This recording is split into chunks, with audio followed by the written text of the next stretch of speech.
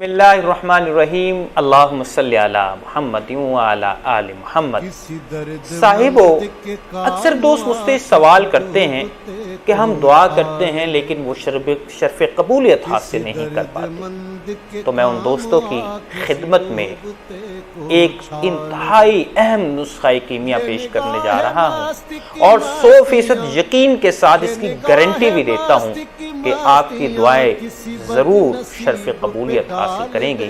वो नुस्खा इंतहाई आम और इंतहाई सस्ता नुस्खा है। वो नुस्खा ये है कि आप जब भी दुआ करने बैठें आप किसी भूखे को खाना खिला दें।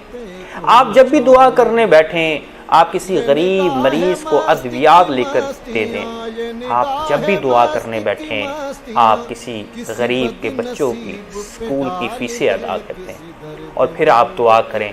यकीनी तौर पर वो दुआएं शर्फ कबूलियत हासिल करेंगी। वो दुआएं इंशाअल्लाहुल अज़ीज़ अर्श तक असर करेंगी। वो दुआएं फिर कुदरत आपको साहिबे दुआ बना देगी। न सिर्फ आपकी दुआएं कबूल होंगी बल्कि लोगों के हक़ में की जाने वाली भी आपकी दुआएं शर्फ कबूलियत हासिल करेंगी। ये बहुत आसान नुस्खा है, तो फिर देर किस बात की।